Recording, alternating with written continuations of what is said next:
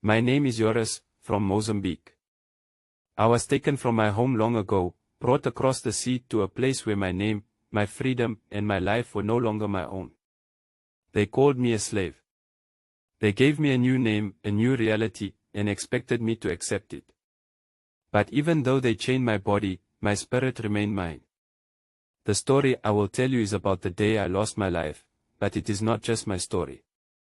It is about cruelty, courage, and a truth that should never be forgotten during South Africa's Cape colonial era.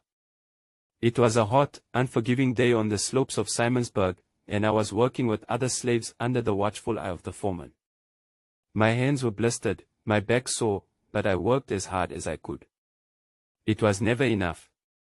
The foreman said I was too slow, too lazy. He beat me with his whip, and I gritted my teeth to hold back the cries. But then, Wilhelm Gebhardt arrived.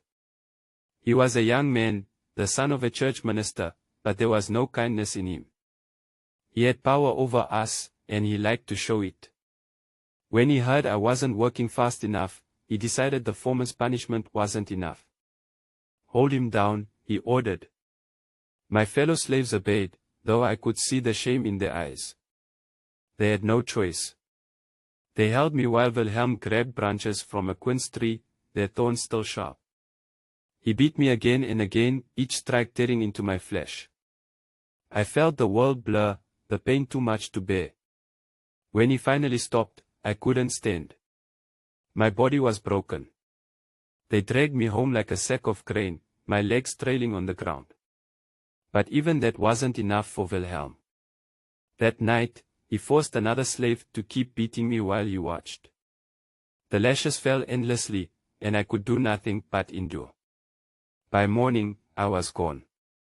My body gave up, and I died in that place of pain. But my story didn't end there.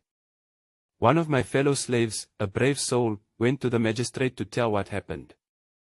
It was dangerous because speaking out against the white man could have cost him his life.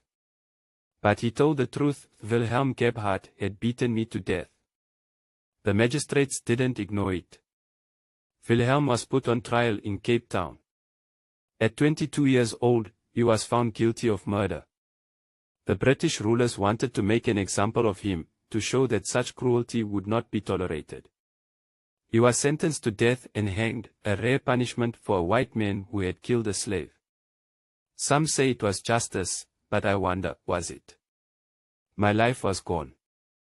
Nothing could bring me back. Did my death change the lives of others?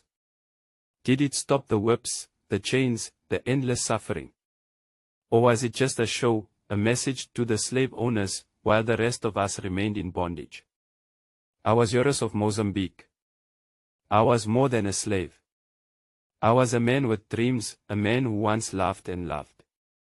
Remember my story, not just for how it ended but for what it means. Let it remind you that no one should ever have the power to treat another human this way. Let my story, my voice, live on so that others may be free.